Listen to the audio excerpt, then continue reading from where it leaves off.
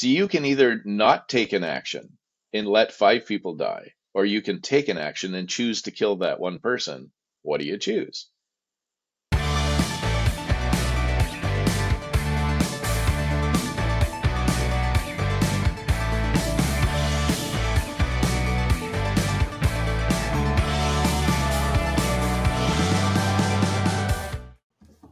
Welcome to the Enterprise Intelligence Podcast with Shiny Doc CEO Jason Cassidy and VP of Customer Success Davey Slimmin. How are you gentlemen today? Very good. Set up in a cooler spot than normal. It's in where we live, somewhere between Toronto and Lake Huron. It is you got two choices. It's either cool or it's really hot. So today it's one of those really hot days. Yeah, we're up in Ottawa here. It's muggy, and the air is very close and thick, and my dog was kind of unhappy with me this morning because he came back in quite hot. So now he's lying in a cold corner of the room there, so close to the air conditioner vent. So yeah, awesome, smart dog. Well, we're in this phase until the end of September, right. Then, so that's okay. Yeah, exactly. That's Ontario in the summer, isn't it? So yeah, it really is. Yeah. So so Davey, you got a first topic for us today? Yeah, I do, and I think you and I are, I would say, if not voracious readers of business books, you and I are both active readers of a lot of things, including business books. And I wanted to talk a little bit about, well, actually, it's not really about the book, but I'm going to start with a message about one of my favorite books of all time, which is called The Effortless Experience. It was written by a guy named Matthew Dixon. It's probably a 15 or maybe 20-year-old book at this point, but it's one of these books that I read as a customer success guy. I read it probably once a year, maybe not front to back, but choice chapters and that kind of thing. And I'll do a quick synopsis of the book, but then I want to relay it to something that was in the news this week that caught my ear and caught my attention. So The Effortless Experience is a book about how in the world of customer success, in the world of working with customers, we've all kind of had it wrong for a bit, that there's been this assumption that what you need to do at every turn as an organization is provide these over the top delightful experiences for your customers, so that it's just there are all kinds of great examples of the airline worker driving a stuffed animal to a child's house because they left it on an airplane, and that's great customers. That's a great customer experience, and people going, servers going over the top to deliver these incredible experiences.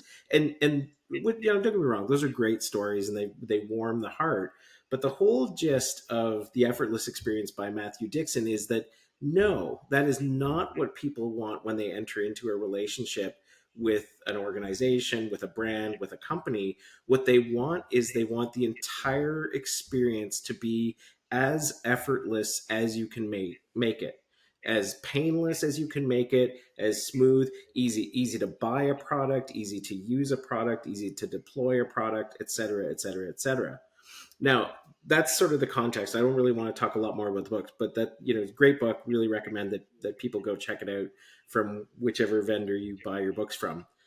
In the news last week I think it was on CBC. There was a radio story that I heard about a fella who had, and this will mean something to people certainly in Ontario, had one of those old red and white health cards.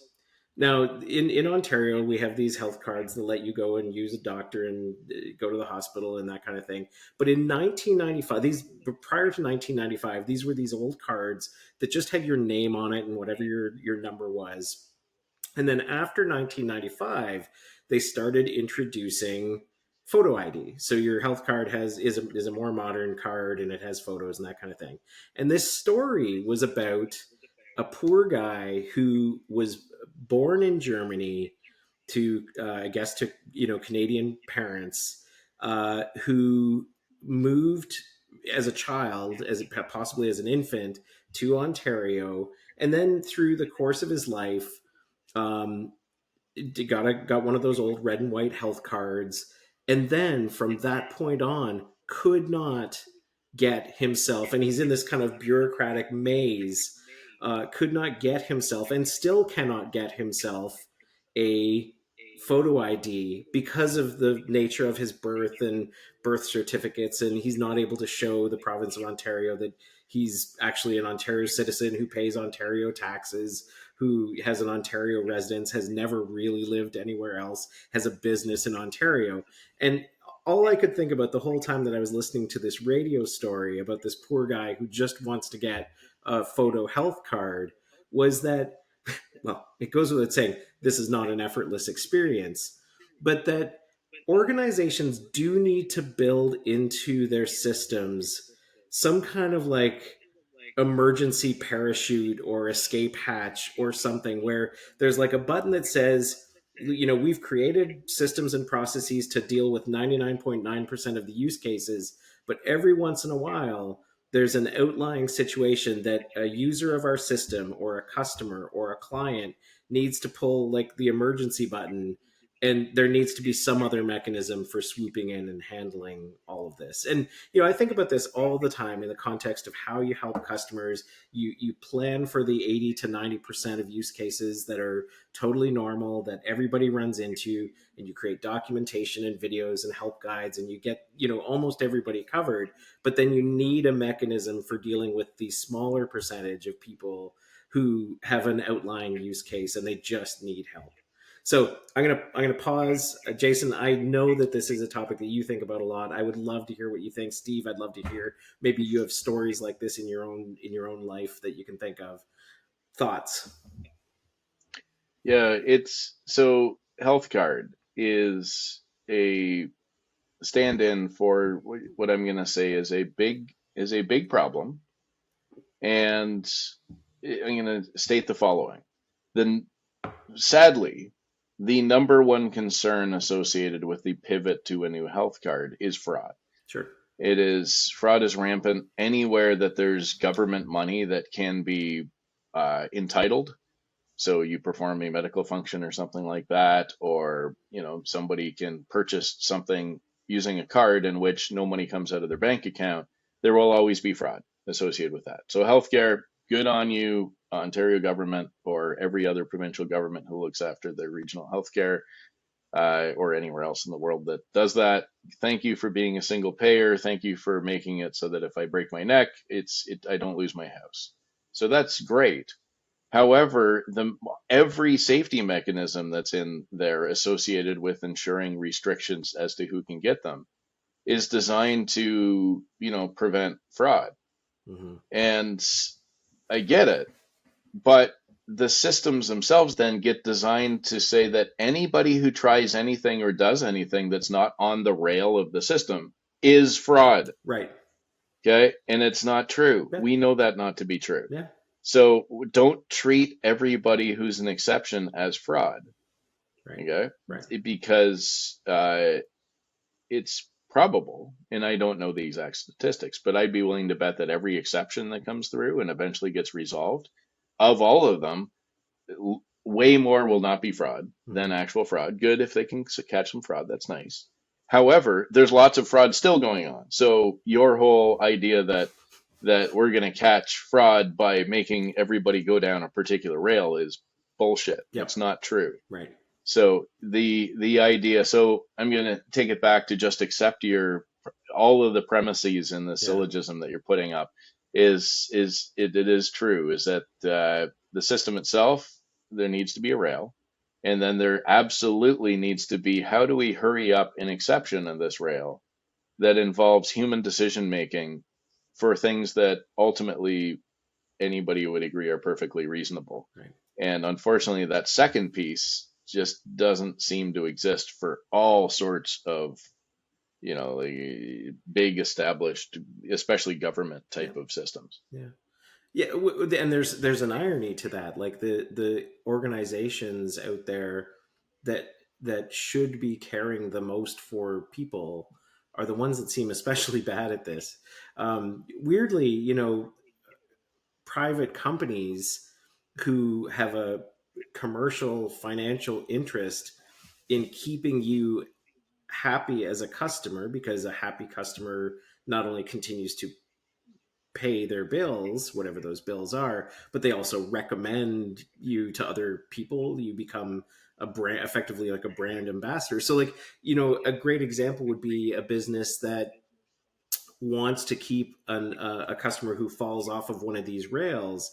By having that emergency eject button that I was saying, it's like, okay, our chatbot, our AI chatbot couldn't fit you onto one of our 5 rails, so we're going to boot you to a real human who's going to help sort this out for you. And the real human is going to be not only knowledgeable, but they're going to be empowered to make a choice about what happens next, including deciding whether you're trying to defraud the company or you're just caught in one of these weird loopholes because you were born in Germany and you never had a Canadian birth certificate and you need 2 pieces of photo ID, but you only have one, et cetera, et cetera, et cetera. Yeah, Yeah. and so many angles to take this. Like I almost like to checkpoint the conversation to say, yes, we agree that if there's a process that's on a rail, we need to have this human, ability to have an emergency side quest to then bring in anybody else who's not on the rail. And then, like, quickly, I'll just mention motivation with respect to this one, because I think it's somewhat unique in that when you have single payer healthcare, all of a sudden the person receiving the service is not the customer. The customer is the government of Ontario in this case, and the provider is the doctor. So, or whatever medical. And it's not like they don't care about their patients. They certainly do, but they care because they took an oath to care and they were kind of trained to care, and they got into the profession in the first place because, you can make some money by doing some good things. But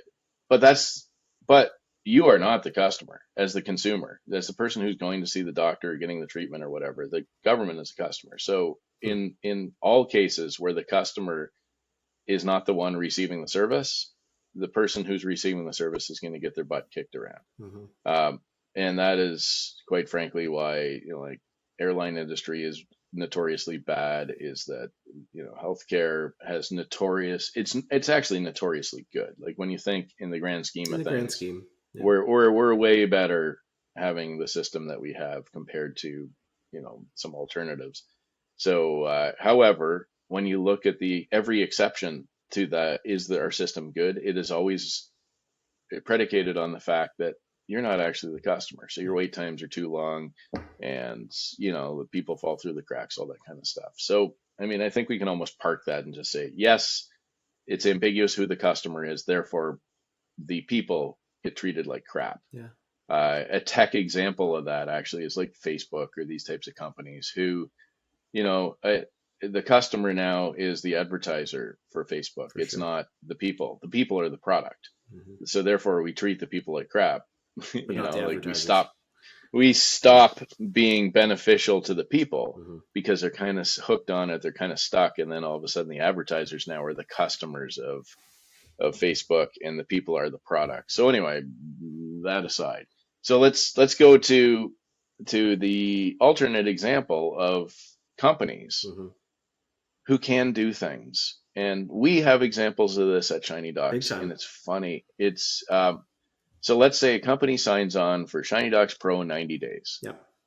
And it takes them, just through whatever reason, it takes them a month to get up and running. Yep. They paid their 10,000 US or 13.5 Canadian or whatever it is, and they're generally happy. But they rush in that 30 days in the middle. It's like, man, we got to get this done in the next 30 days. Otherwise, Shiny Docs is going to cut us off. And then, so you get to almost to the end and they're like, man, we love you guys, but I don't know if we have enough information to make this purchase decision to lock in for an annual subscription in the last 15 days. It's like, meanwhile, and I'm putting words in your mouth, Davey Slimmon's there going, hi, I run customer success. This was perfectly reasonable exception to our 90 days. Sure. We can extend you 15 days. Like we don't want to be exploited. We don't want you to perpetually be in this loop of, oh, we're almost there. And you can't do it for a year and continuously get value. But something reasonable, 100%. Say, we'll bump you at 30 days to get you over the line. And then we'll start your annual contract. Easy. Yeah. On an exception by exception basis. That's a great example that brings it right back to certainly to the world of IT and very specifically to Shine. We do that all the time where it's like somebody will say, gosh, Joe was sick. We lost Joe, our key person for this project for, 3 weeks, and it's really put us kind of behind. A human being, the account executive at Shiny Docs, myself, will happily extend that out just to say, yeah, take a little more time and play with this stuff and make a decision about this, because it doesn't materially change things on our side, and all it does is help the customer, right, make a decision. So yeah, great example. And that's a tying it back to my super fast book review at the beginning. I mean, that is all about making it effortless and easy for your customers to make choices, right? So to make choices and also use what it is that they've purchased, whether it's a sneaker, a t-shirt, or software, right? So brought it full Yeah, circle and there. this and this hits home because I mean, like over my lifetime, I've probably interacted with several thousand customers, and just with Shiny Docs, it's Mm-hmm. hundreds. And there are a couple of examples where we've boomeranged customers before, where we found out that they didn't feel comfortable asking.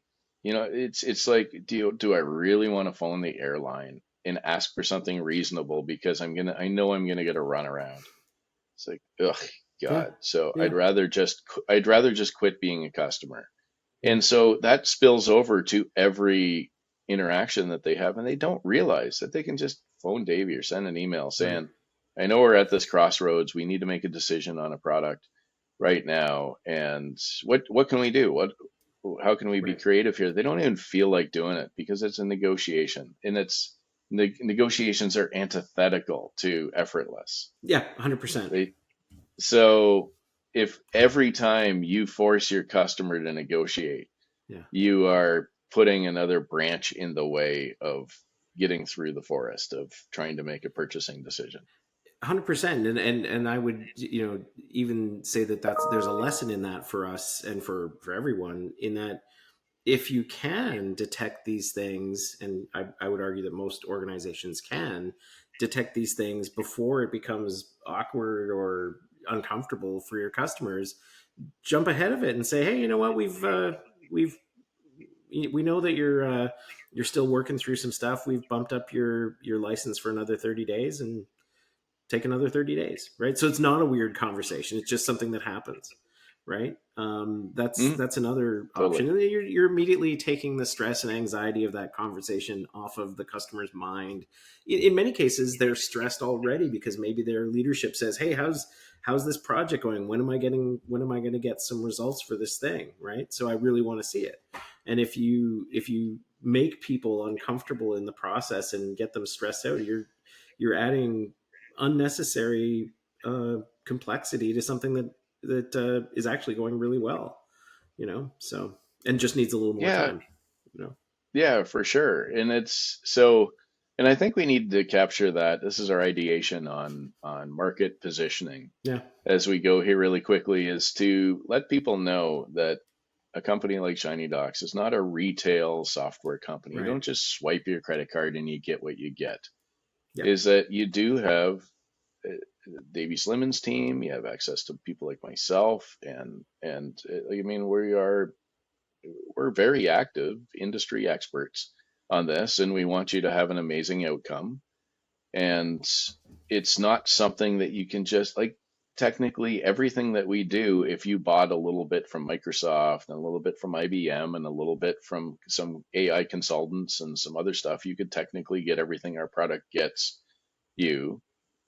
But it's turnkey when you show up and you go, hey Davey, guide me to my right, outcome. right. And every time I'm stuck, as the customer, I'm going to put my hand up and say, hey, I'm stuck internally because my boss wants Yeah, to see X. And then we can say, hey, yeah, let's do X. Great example this morning of a customer they're deployed for the feature that they bought. They're really excited about that feature and they're deployed for the feature that they bought. But they're like, we want to show our leadership everything else that we bought because once we get the migration done and a couple other things, we want to show them everything else.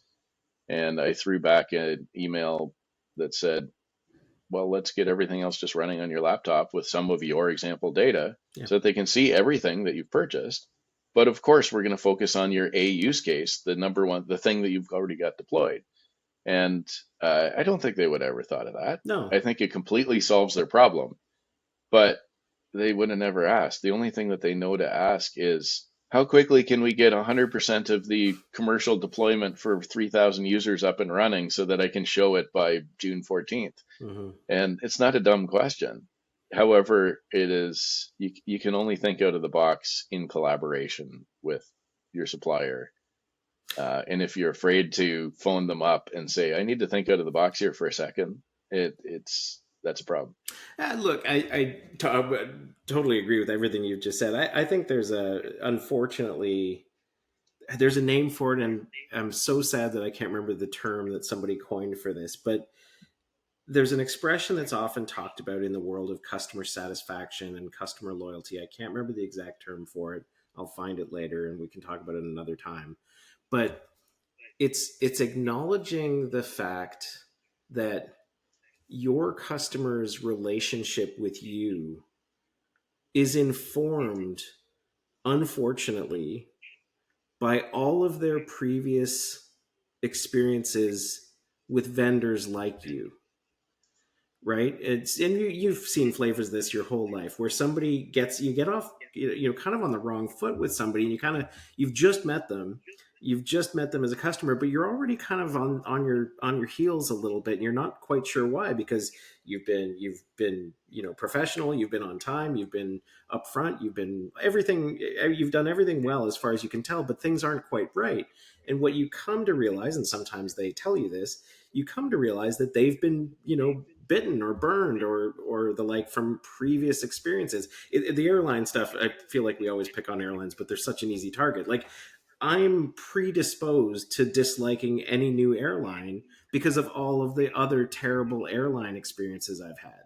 So you might be an amazing airline with incredible customer service, and I'm going to have an incredible flight.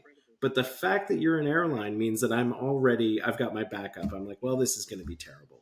And so, Yeah, when I think one of the things, just to tie it back to what you were saying about people being uncomfortable having these conversations, or they don't even want to start into it, I think they're bringing kind of the baggage of all of their previous experiences into that, and they're like, well, there's just no point in this. Why would I have this conversation with this vendor? I know how it's going to go. It's going to be terrible, and it's just not the case.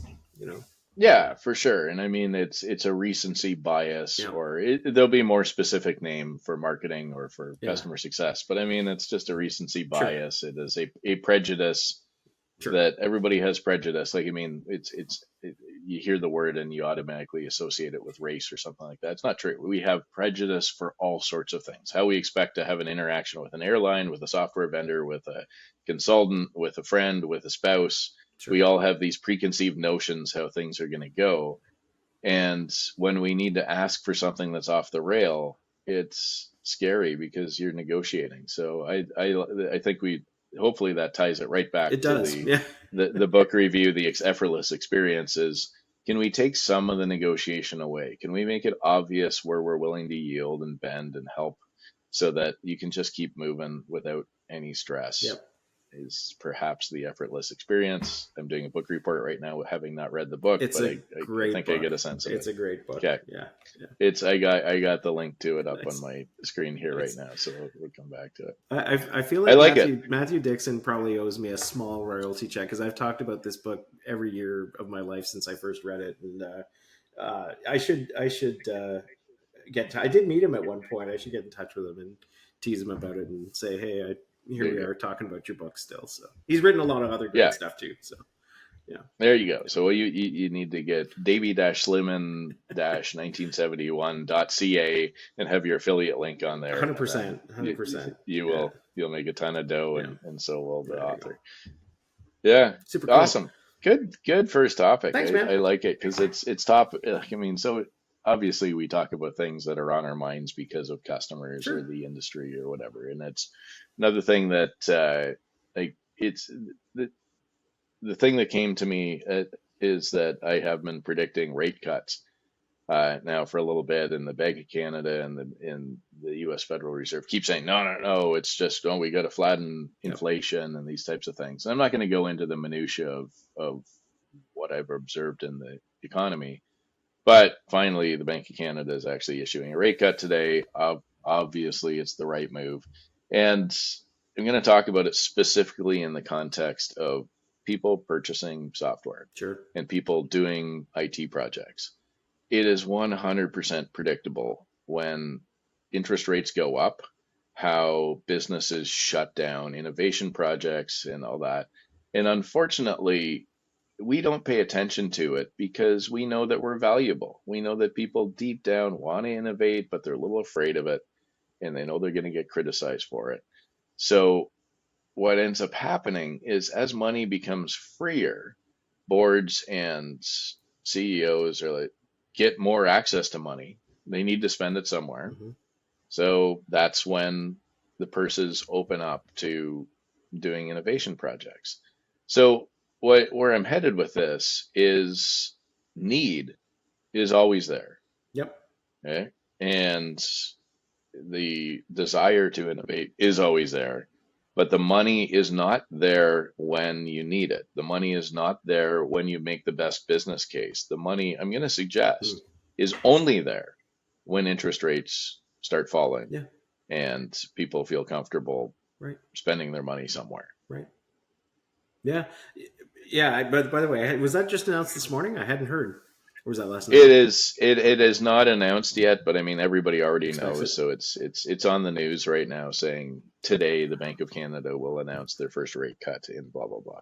So and everybody's excited about renewing their mortgage later because it's going to be because it won't be somewhat affordable. Somewhat more affordable. I have kind of a two-part comment to what you were saying.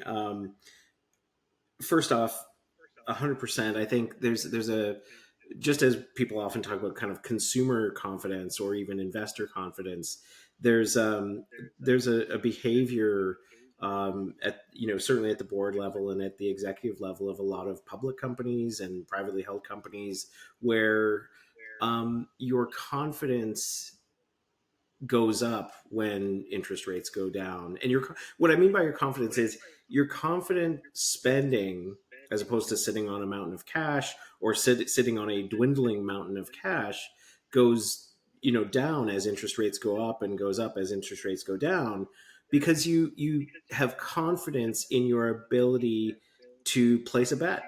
And this is, we didn't really go, we didn't go too far down the analogy last time when we did our innovation episode around the connection to gambling that you have when you talk about innovating. Innovation for you and I have talked for years about how we've been in experimentation mode. We've been experimenting, certainly in the early days of Shiny Docs, and in the early days of what we used to call the cognitive suite.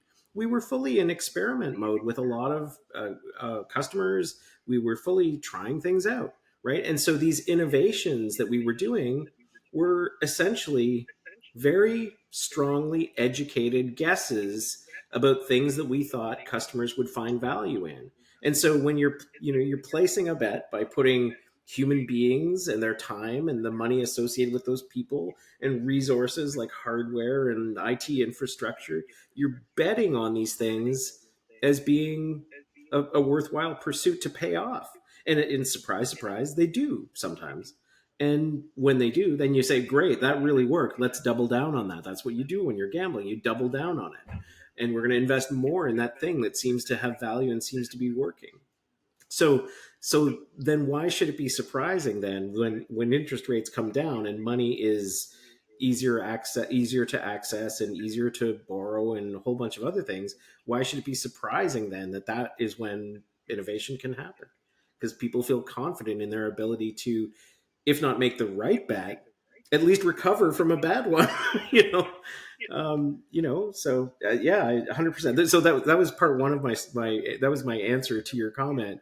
The other thing is, I have a personal story about this, which is for years and years and years, early in my career, when I first moved to Ottawa, I worked at a place called 240 Spark Street. It's 235 Queen on one side of the building, 240 Spark Street on the other side of the building. And I worked for Industry Canada, government department. Now, the notable thing about 240 Spark Street is that Sparks, for people that don't know, is a pedestrian street. There are no cars on the street. You can go out there at lunch. It's quite lovely. There's park benches, and you can sit and have your lunch, and it's just people walking by. It's a very narrow street, and there are no cars allowed on, so people go out there all the time at lunch.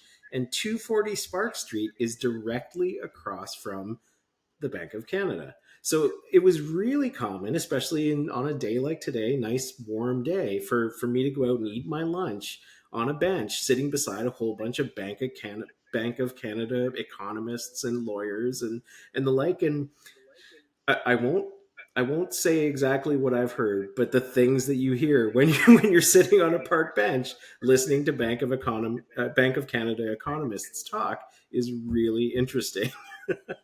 So a personal story about the Bank of Canada for people that want to get the scoop. Go and have your lunch on Spark Street on a sunny day, and you might hear some really neat things. So, Yeah, it is. I like the anecdote, and we can't take anything away specific because it's difficult to but the general theme that I like that we're touching on is and it goes back to the whole innovation thing. Like, innovation sadly isn't its own reward. no. It's almost something that you luck into during the window in which you are allowed to invest in it. Yeah. And those windows are fixed. They're by design. They're designed by people at that Bank of Canada, at a Federal Reserve, Yeah.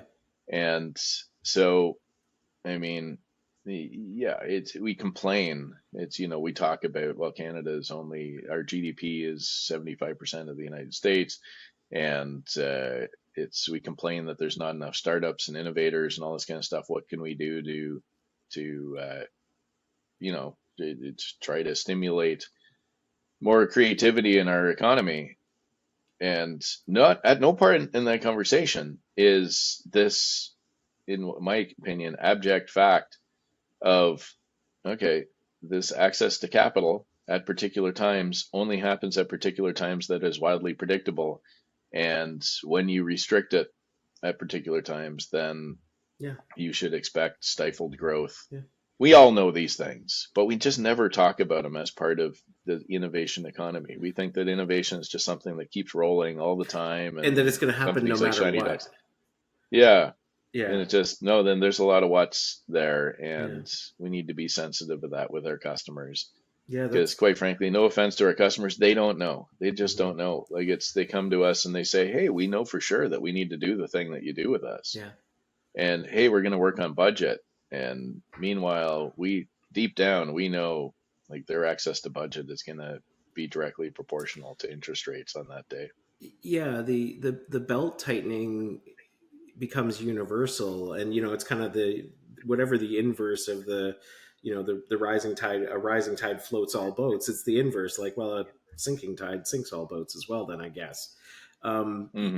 Because during those periods that, as you say, are super predictable, you kind of can't expect any other behavior, because the belt tightening is universal at that point. And obviously there are going to be exceptions here or there. You're going to have renegades or people that kind of want to buck the trend and say, okay, well, during this really tough economic climate, we're going to double down on something that nobody else is double downing on. I suppose that's like a weird kind of like short position that somebody could be taking on innovation, saying when everybody else is when everybody else is tightening their belt, we're going to invest in all this stuff. I think that's probably very, very rare. And instead, what I suspect happens more often than not is that people have all of these great innovative ideas that they just choose to park until such time that the investment climate looks better. There's like I've still got this great idea. The great idea is still there. We've come up with this amazing idea for how we're going to do X or Y, but this isn't the right time. It's not the right time to go look for investors for this. It's not the right time to go look for customers for this. We're just going to park it, which is unfortunate. but as you say, Yeah. predictable. Well, it's different. It's unfortunate, and unfortunate isn't a word that does it justice, I think, Yeah, because the issue is let's say that you're a smaller economy somewhere that is happy to cheat, sure. meaning we're going to take a risk on this Yeah, because the downside's low and the upside is high. So you wonder why a lot of great innovations come out of smaller economies somewhere. I'm not going to name specific places, but I know for sure. sure that we've talked about different regions in the world where it is, it's not a top seven in the world economy. And they continuously have these innovative companies that come out and these innovative leaders that come out of it because there's no downside to them to innovate during economic downturns. Right. And the governments are willing to just throw money at it and give them lots of exceptions on taxes and stuff like that because there's no downside to it. Mm-hmm. And meanwhile, the stronger economies, it becomes the Hunger Games, like it's, you know what I mean, Yeah. or the Running Man, Right. where it's just, yep, it is. We're gonna just slaughter anybody who's not killing it, Yeah. and it's so. Like, I mean, here's a basic example is in Canada, the only place that a small business can get a loan from, you can't get a loan from the bank. That's just doesn't exist. So you go to like BDC. Yeah. BDC has got it's Davey's money and Steve's money and Jason's money that we lend out to people and they expect a return. So as interest rates go up, we know for sure that there's going to be less buyers, right? Every BDC Yeah. loan Yeah. is tied to interest Yeah. rates. So it's like, the prime Right. lending rate plus 10. So So why would therefore, you are guaranteed to get punished most aggressively yeah when during the toughest economic times for selling. right And then when everything's great, it's, you get this little window of everything being great. yeah So is that the right way to spur innovation? Probably not. particularly not Yeah. when things are like bad. What Yeah. it's easier to have that conversation when things are good. Yep. When things are bad and that, there needs to be an alternate approach and an alternate, sort of like we were tying it to the earlier conversation. That's off the rails. You've got a rail that works great in a good economy. The rail is Yep. fantastic, but the off rail use case is when interest rates are high, investment is down across the board. People are sitting on their money. Da da da da da. You need a second rail, like almost like a different. Like this is the way. Like, tying, don't want to specifically call out BDC, but like if we're using the BDC example, there needs to be a BDC rail for like when things are great and a BDC rail for when things aren't. And Yeah. they can have And to completely be, different terms and all kinds of different stuff that you can do, because they address different needs. They address completely different needs in the economy. So yeah. And I'm not suggesting by any stretch that if we've talked about BDC's fine. mhm. They're executing the exact plan that you sign up for. So I'm not saying in any way that they're bad or there's Yeah, anything that's no, their fault or yeah, whatever. No. They're fine. They're a bank and they lend you money at agreed upon rate and then they expect you to pay it back. We've never missed a payment on any debt that we've ever had. So I mean, we're fine. We're in good standing with everybody and everybody's happy. I'm just suggesting if that's the only mechanism yeah, that we have, it's antithetical to the way that other economies could cheat, if you know hmm what I mean. hmm Like you talked about who's this sneaky player who's shorting the market and doing the investment with something that they know is going to be innovative during a downturn. yeah, There's no real mechanism to do that unless you have your own capital. right, And we've asked the question a bunch of times. It's like, do the people with the best ideas always have the capital? no, No, yeah, obviously not. yeah, So is there a mechanism to do it? Not obvious. So yeah, hmm we rely on lucky timing and these types of things in order to keep people going. hmm So anyway, short story long, I like where we took yeah, that conversation because yeah, being very aware that interest rates drive innovation and purchasing is obvious. We all know it, but we often forget about it as part of the innovation conversation. yeah. I I love this chat, and I love the way it even links back to our. This is our plug for our. Go back and watch the innovation episode. I did, by the way, for the record, I did. I did get a little bit into the innovation episode rehash. Steve, you did a great job of that one, and for those that haven't checked it out, it's well worth a listen. We covered a lot of different stuff in a quite a wide ranging conversation. So, Mhm. yeah.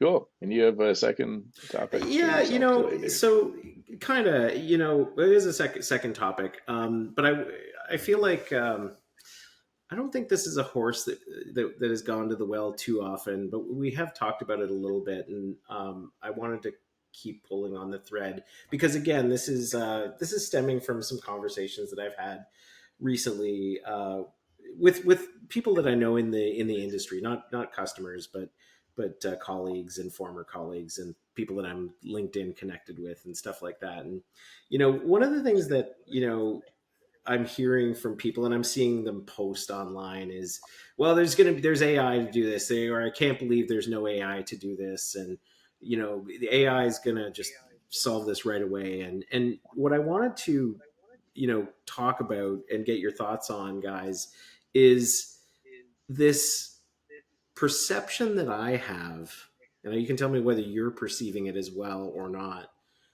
that people, and it's probably because of Gen AI and things like Chat GPT and things like that stealing a lot of the kind of oxygen in the media. Uh, People think of AI as free. That it's like, oh, this is going to be free or insanely inexpensive, and so I'm gonna be able to use AI to get rid of a whole bunch of staff members and reduce my labor costs immensely because AI is free. Where did people get that memo? Why are people thinking that that's how AI works? That it's free? Because what we're running into and what I'm seeing people say is when we start talking about it a little bit, it's like, well, for some of the things that you want to do, you are going to need insane amounts of computing power. Who are you paying for that computing power? Who's paying for that computing power? Well, the AI is going to just do it, and it's just going to be fast and free. Oh, are you going to, at the scale that you're talking about, for the hundreds of millions of documents that you're trying to process? Who's going to pay for that computing power? Well, it's AI. It's free. No. So somewhere along the line, and I think it's because of the generative stuff. I think it's because you can go to a Gen AI website and you can get Gen AI to make you a picture of your dog that looks like he's riding a unicorn. That was free, and that means that AI is free. An education step that's missing where we need to train people on the idea that AI is still going to cost a lot of money for people? Good question.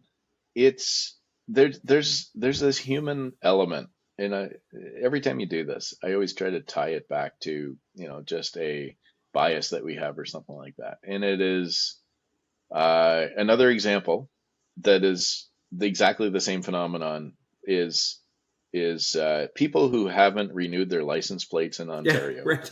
because they know that they're not going to have to as soon as some legislation comes through. Mm-hmm. So they just don't do it. Mm-hmm. So people are happy to be offside on the law because they know at some point they will be on side with the law, Mm-hmm. maybe. Sure. And there's a great example of that back in, I think it was in the 80s when we were kids, is that people were still being charged with opening their stores on Sundays Right. after it was made legal because they did it when it was illegal. So you broke the law when it was against the law. Right. And like, I mean, there was an overlap of a couple of years of people who were caught with, like small amounts of marijuana still, Sure. being charged, despite the fact that the day that they went to jail, it was everything that they did was It was legal, legal. but they did it when it was illegal. Mm-hmm.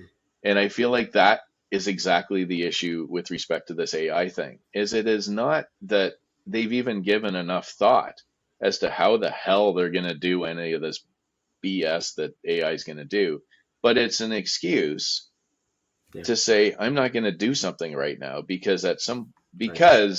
magic is going to happen and then I'm not going to need to. Yeah. So it is, I'm not going to go to the gym because I know I can just take There's going to be a Ozempic. pill. There's going to I'm, be, yeah. yeah, exactly. It's just magic's going to happen. So I have an excuse now to not take action. Yeah. Uh, Yeah. Same thing with cloud. Like, I mean, Yep. and I'm not, everybody thinks I shit on cloud. I don't. Like, I mean, there's a lot of examples where I would much rather just run an app than worry about the hardware plus Yep. the app. Yep. That makes complete sense.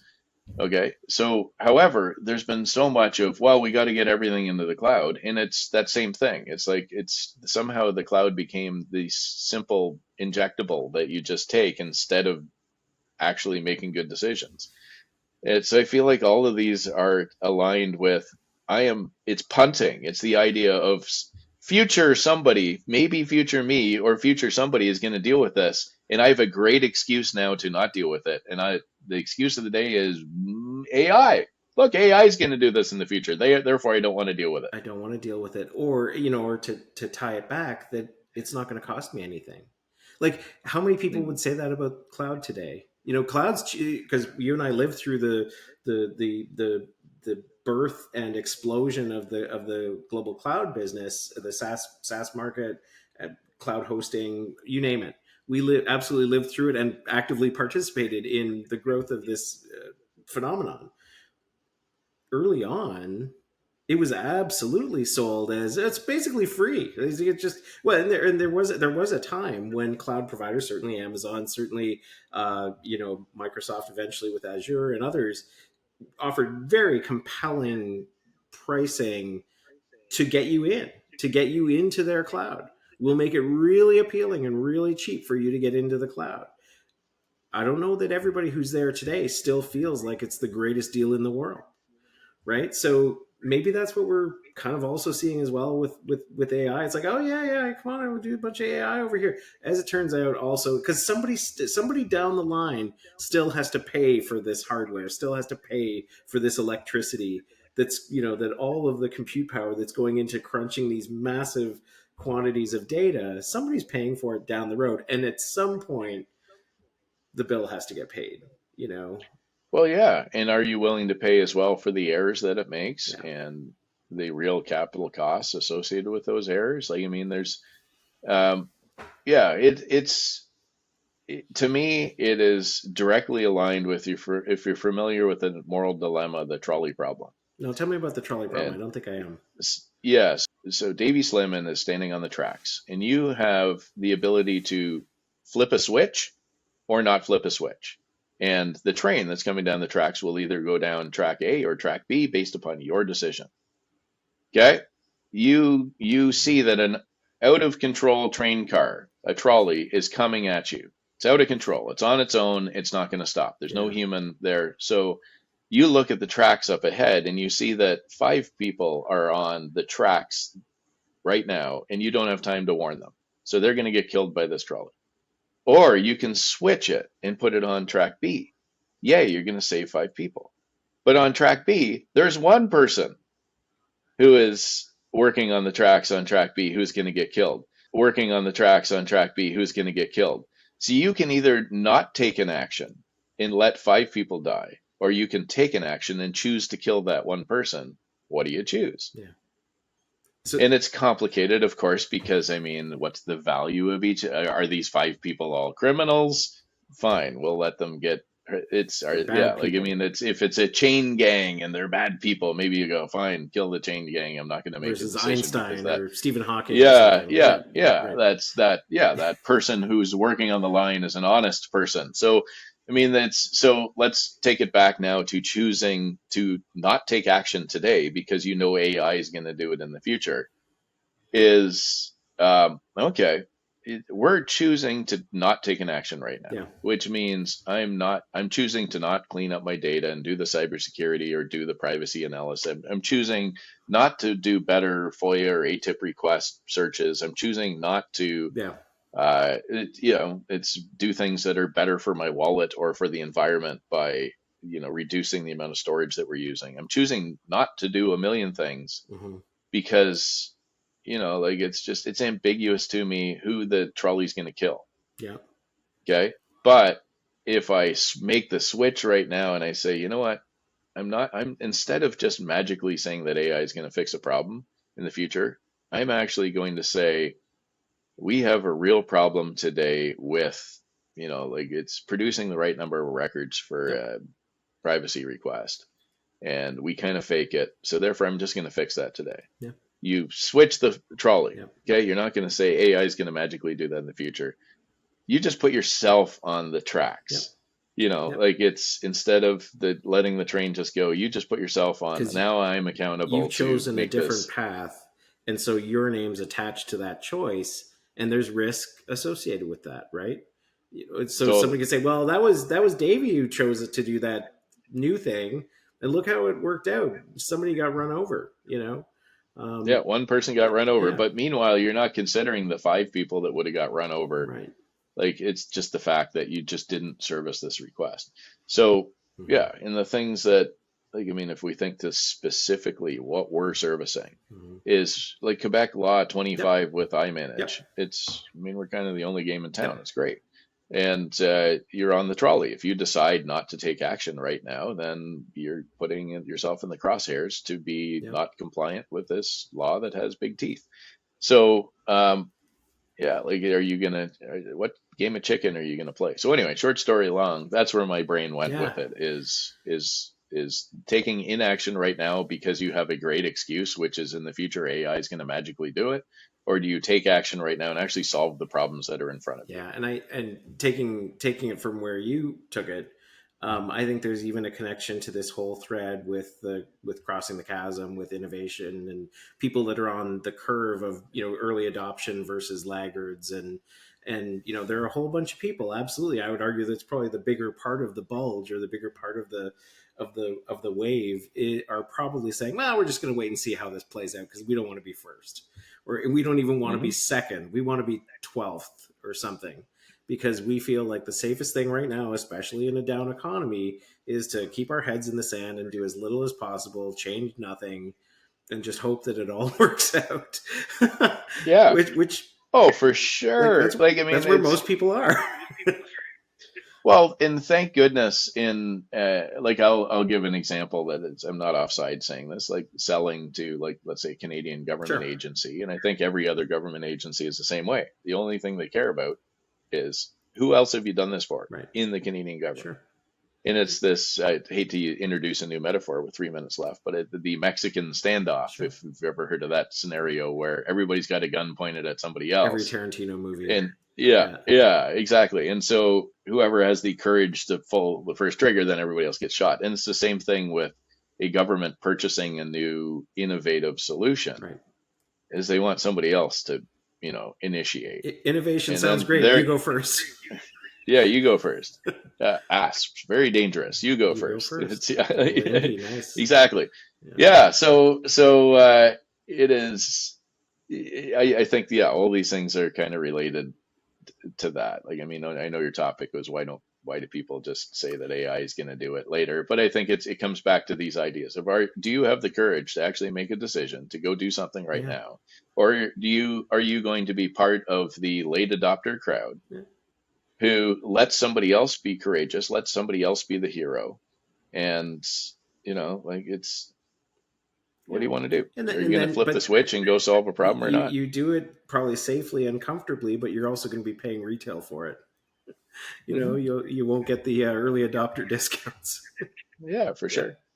This is fun conversations, and I'm glad that we poke at it this way. Is that because, I mean, obviously we want mainstream buyers to buy our software and get the amazing outcomes, and we do have lots of those, but we got to acknowledge that like, it's when the early adopters have handcuffs on, like in tough money economies or these types of things, it is interesting. It puts everybody in a weird situation. So maybe that is the trolley problem that we have, is that you need to find a way to really keep fueling the early adopters, the people who haven't crossed the chasm yet, because the people who are on the that are going to get killed are the late adopters, and the early majority are the ones who are just going to get smashed by this runaway car, because without the innovators innovating, everybody else is going to get crushed when like when that next big virus hits, whether it be computer virus or human, it's like there's all these Yeah. things that will happen that take down society in various To degrees, capacities. yeah. Yeah, if you're not continuously innovating. Yeah, and you're So and you're let's flat-footed find about out. it. You're Yeah, literally at a standstill when somebody's coming by you at a sprint, and you can't yeah, you can't catch them, right? So exactly. So let's make sure that there's a steady flow of that early adoption in industries. And of course, back to the healthcare thing, let's make sure that, of course, we don't want to throw bad money at bad people who are scammers and stuff like that. But don't just assume that everybody's a scammer who wants to be an innovator. If you're not on the rails of a specific process, that doesn't mean that you're not a valid part of the process. Then maybe you need your own rail, or there needs to be a channel for handling it. So I love this. Was a great session. We talked about a lot of different stuff, so it was fun. Cool. Different stuff that kind of all tied together. I love it. Yeah. What do you think, Steve? I think it's great. I think it's our superpower, to Davey's points, to manage to somehow tie together these topics every week. And again, I think we talked about this in the innovation episode to our listeners. We come into this with random topics. There's no real kind of like forethought. We're not planning it. Talk about that. Yeah. So, it always impresses me how it just kind of like works together. So great job again, guys. It's very fun. Fantastic. Yeah. Thanks, all right. guys. Thank you. Take care. We'll pick it up next week. Have a good one, guys. Enterprise Intelligence is a Shiny Docs podcast with Jason Cassidy and Davey Slimmin, produced by Stephen Schuntz. Copyright 2024. If you would like to learn more about how Shiny Docs can make it easy to organize your content, protect your data, and make your users happy, visit shinydocs.com today.